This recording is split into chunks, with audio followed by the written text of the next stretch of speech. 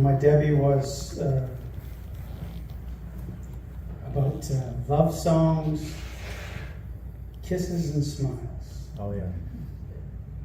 Oh, she loved her 70s and 80s love songs. And, it's funny, I thinking this morning and just,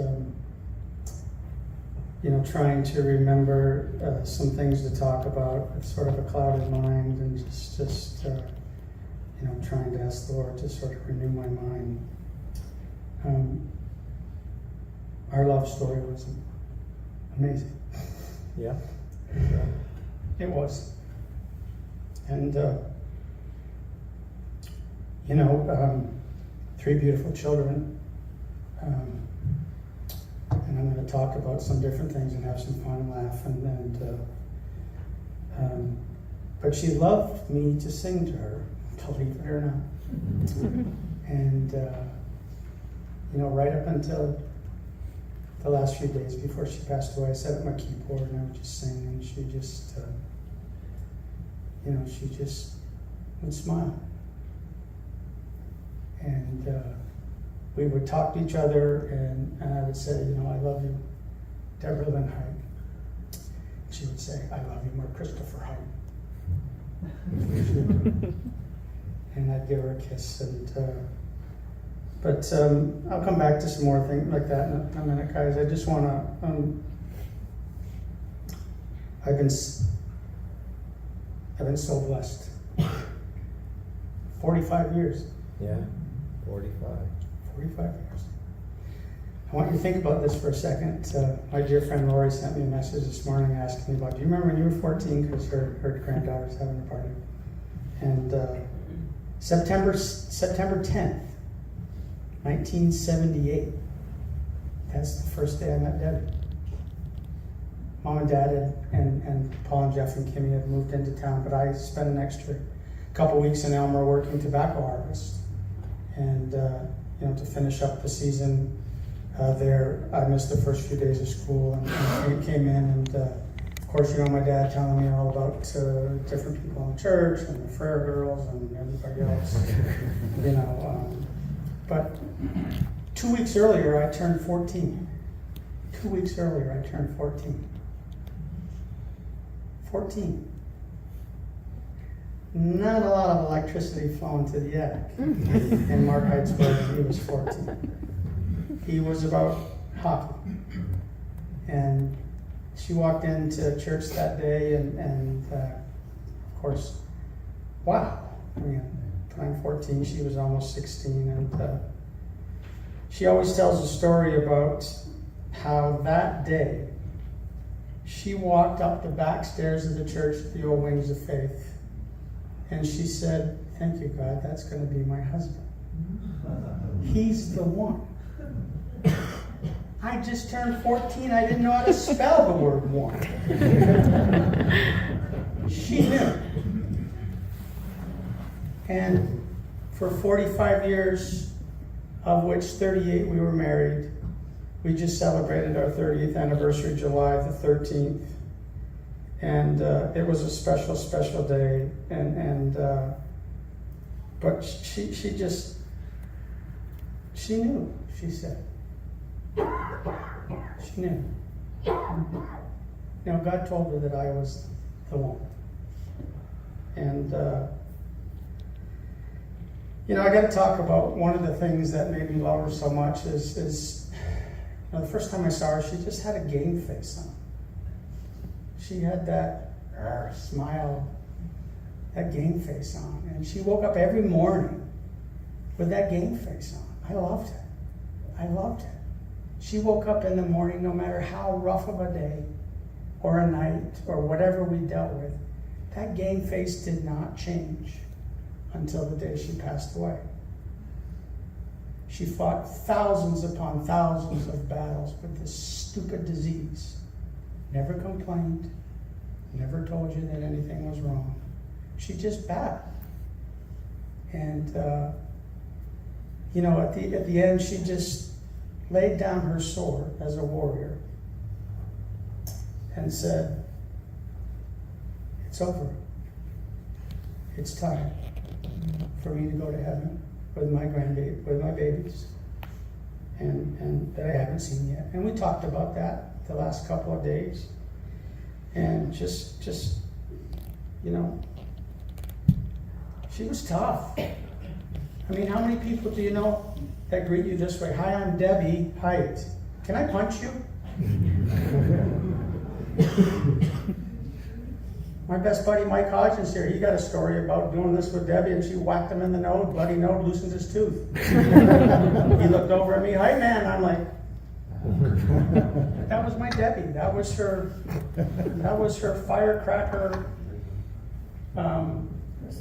her signature to show you I like that she's okay. What wheelchair? Bam. What do you mean I fell down on my face? Bam. Mark, I'm gonna fall. Boom. She's swinging her fist at my face, and like it was my fault that she was falling. And she. I think of a word, guys, that describes my Debbie, and it is unstoppable. Yeah, I like that. Mm-hmm. My Debbie was unstoppable. She left that example for Kyle and Danielle, mm-hmm. and for Samantha. She left that example for, several 100,000 people that I've been blessed in my life to have crossed my path because of my business and living in a tourist town. We've got hundreds and hundreds of condolences from all over the world. They remember Debbie's unstoppable will to live. Mm. And oh my goodness, you should have seen her with the doctors. It's hilarious. So,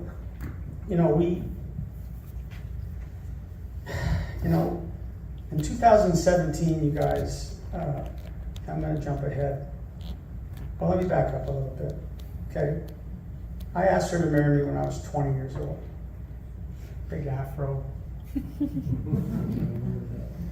Went down to the neighbor's place where Tam was living at the time.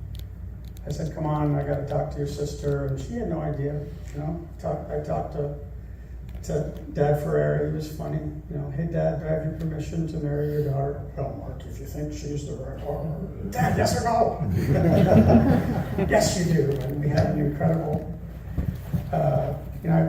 she was so excited. I got down on my knee and proposed to her. It was everybody was giggling and laughing, and she was just so proud. And then trying to figure out how we were going to get married. I was working at Ford, and 2 weeks shut down, in the middle, and hottest day of the year, the old Wings of Faith. Oh my goodness, for the people that were there. Just two young kids, And my brothers talked about the glory of God in this relationship, and I'm telling you, I'm not good right now, but I'll be okay. I really know where she is, and God is just.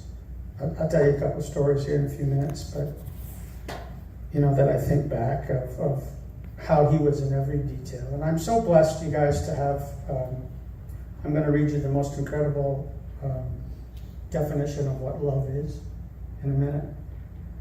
But you can't be in love and stay in love without commitment. And I have Mom and Dad Ferreira as an incredible example of commitment. My mom and dad, Yeah. my grandparents, Yes. my grandparents, Reggie and Versa. I hear him, and I was telling Debbie, Grandma's going to be there waiting for you. Dad, come on. And the grandpa would be, hee, Deb. He would always do that. And she the commitment that was an example to us, the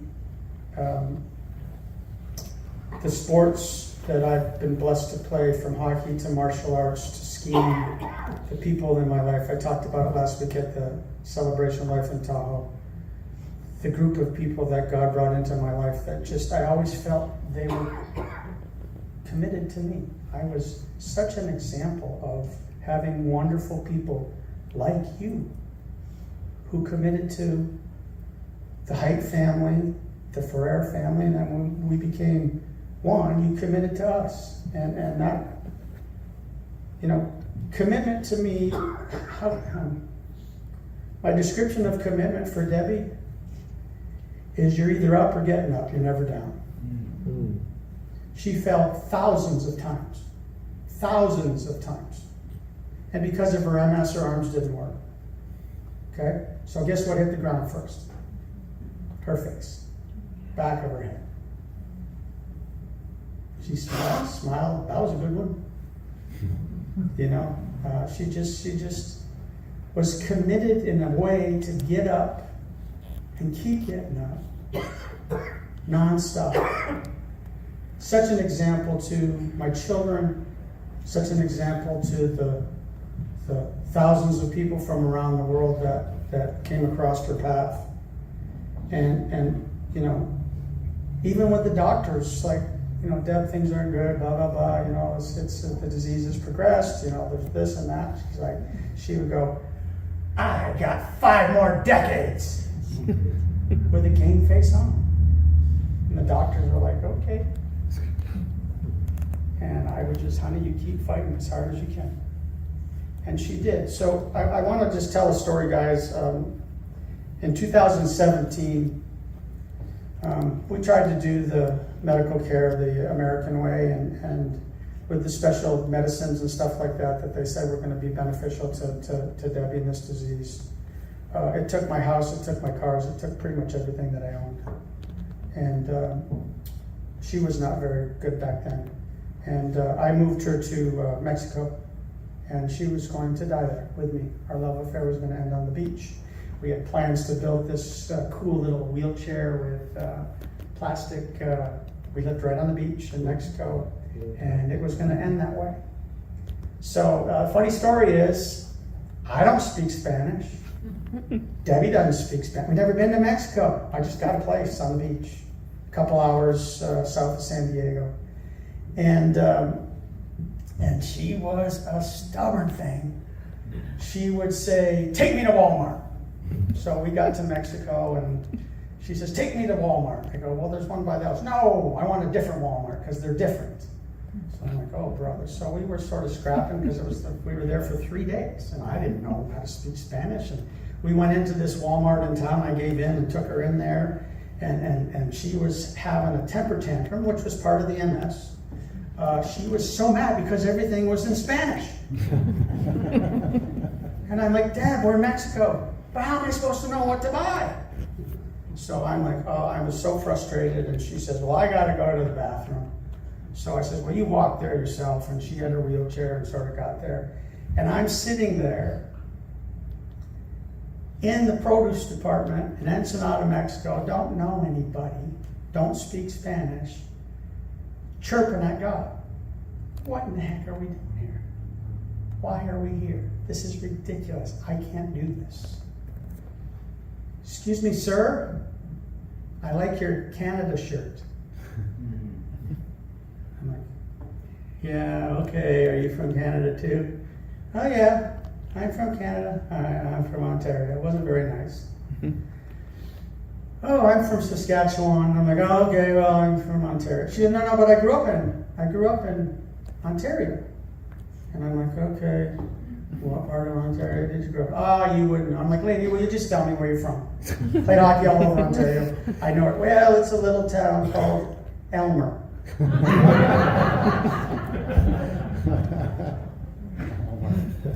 Elmer, Ontario. And I'm looking up at God like, and I haven't met anybody. This is the very first person that I met in Mexico. Okay? Fighting with my wife. Everything's in Spanish. So she says, yeah, Elmer. I go, oh, you know that church with the cross that Jesus saves? My dad was the pastor. Oh, I go to that church.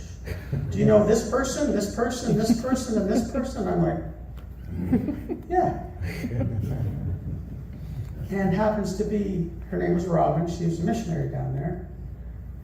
Her uncle and my dad were best friends. But hold on, it gets better.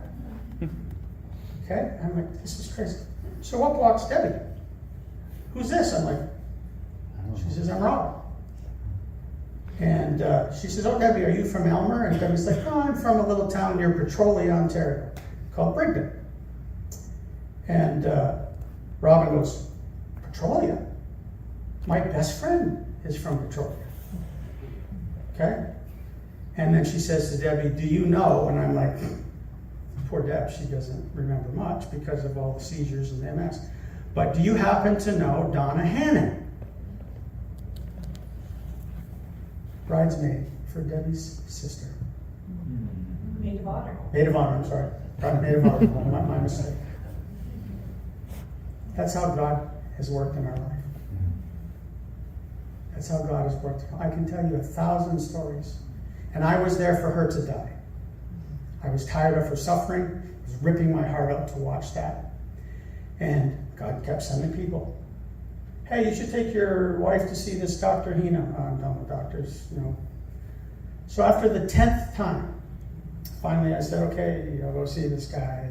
He's an American guy that works with stem cells and different things down there. And took her in and you know, again, I thought he was sort of a used car salesman / you know, whatever. Mark, I can't cure your wife, but I can do some things to assist her. I said, well, let me pray about it and talk to my family. And I didn't want to have anything to do with it, but the kids, you know, Kyle and Danielle, I mean, they're fighting hard. Dad, we'll help you get the money to do it. We got the money. And that decision that we made for her to be treated gave her another 6.5 years.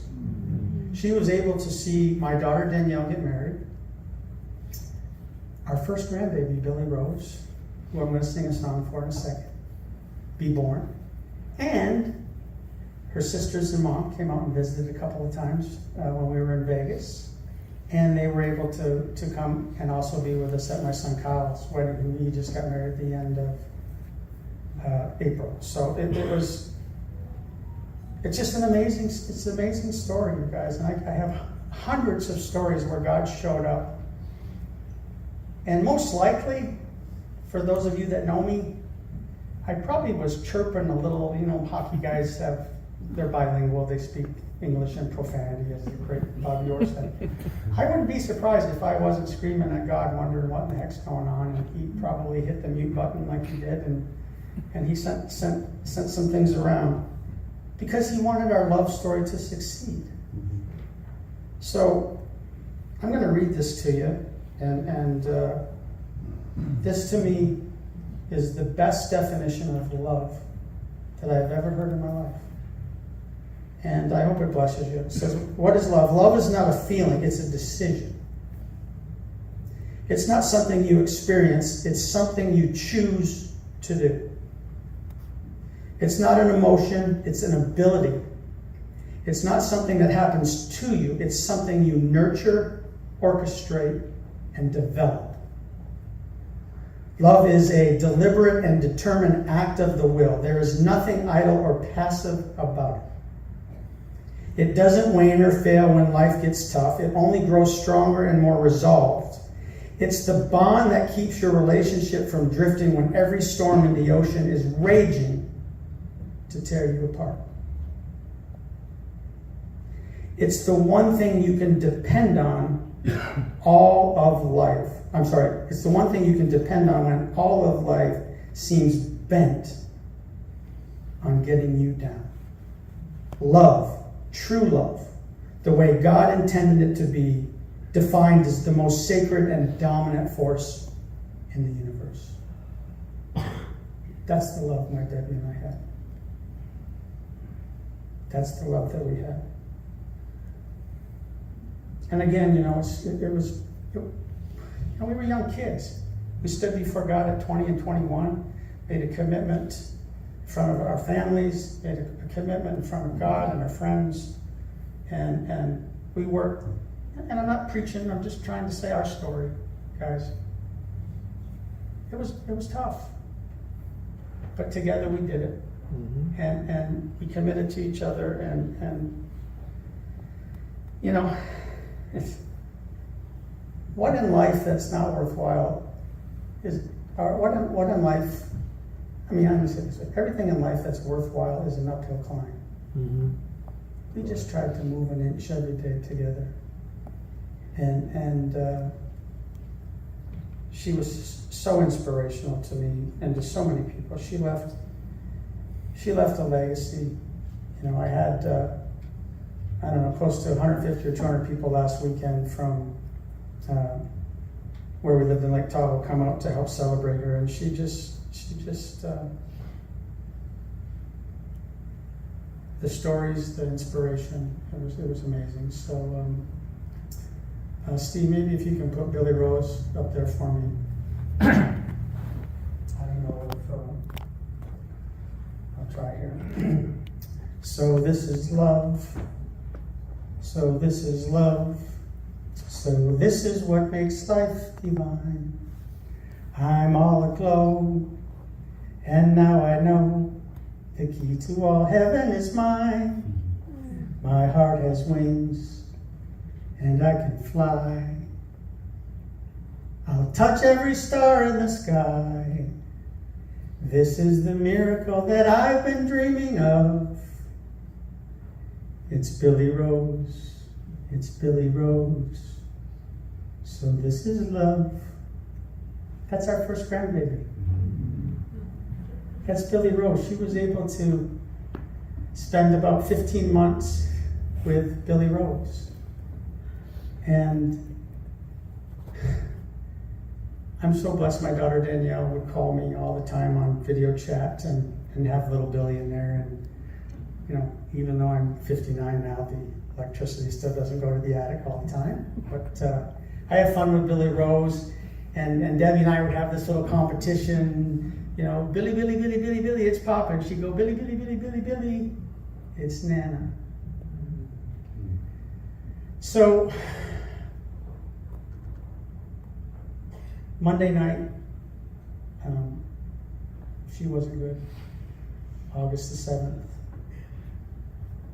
My son was there holding her hands. Both my daughters were on the video chat, telling their mommy how much they loved her and that daddy was going to be okay. And she was pretty much in a coma. She was pretty much just not there. But little Billy Rose got on the camera and she started making some noises. And my wife Debbie's last words were,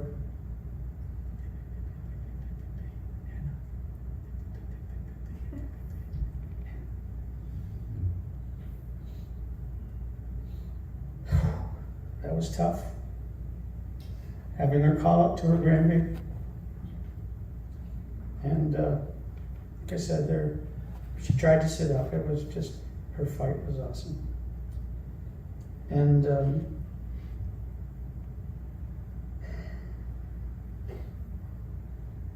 I guess 11 o'clock that night I said, I love you, Deborah Lynn Height. And I knew she couldn't speak. But she did this. And I kissed her goodbye. And she passed that morning, early in the morning. Never complained. Never stopped smiling. She was unstoppable. Yeah. My God. And what a, you know, like I say, so many people like, Mark, how'd you do it? How'd you do it? How'd you do it? Well, by the grace of God and that love and commitment. That's how we did it. We had loving families that would just bring joy to us. And,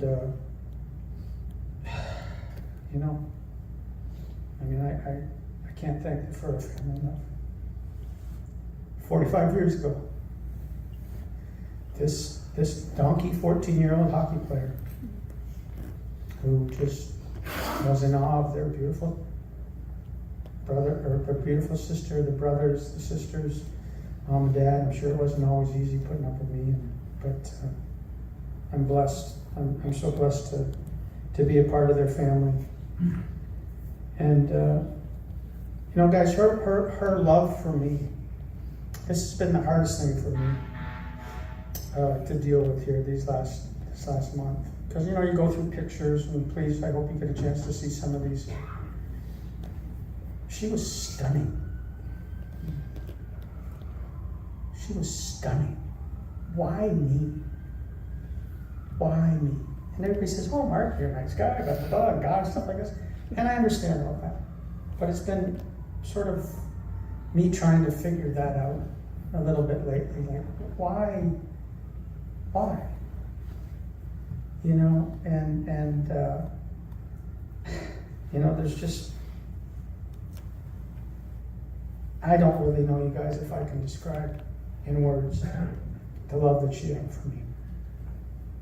So, I thank you for being here.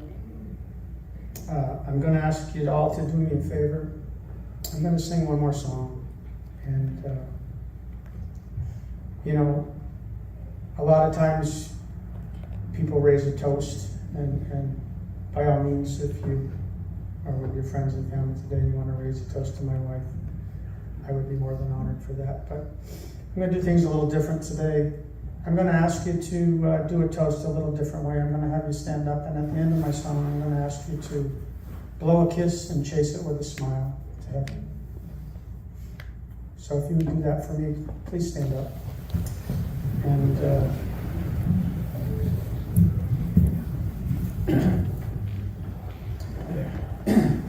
smile though your heart is aching.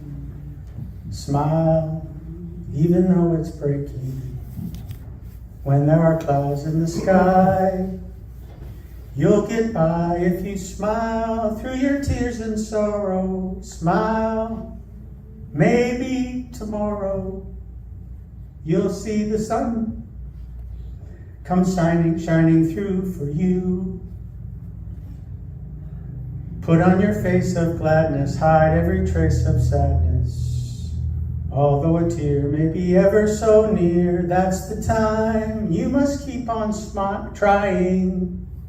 Smile, what's the use of crying? You'll see that life is still worthwhile when you just smile. I love you, Deb Heidt. Thank you, guys. I love you. Thank you for being here.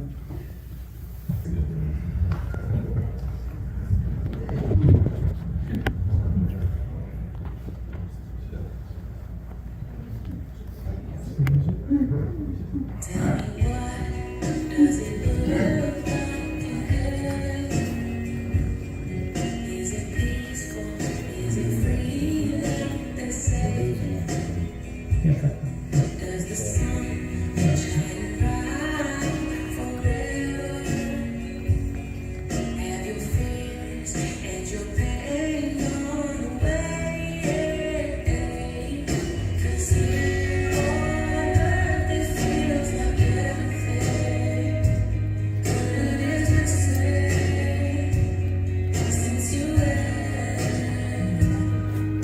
And here on earth everything's different.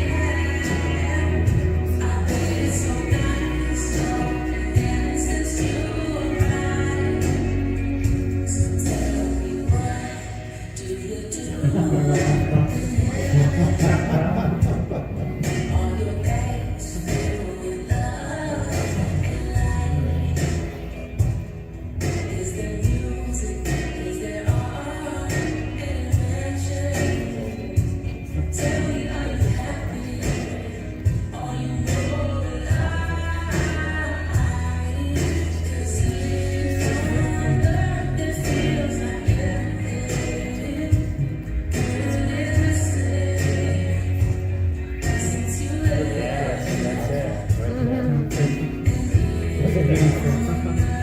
Everything's different. There's an empty place. Oh, I hope you're dancing in the sky. I hope you sing in the angels' choir. And I hope the angels down one day. I'll get some nights off. Ever since you arrived, since you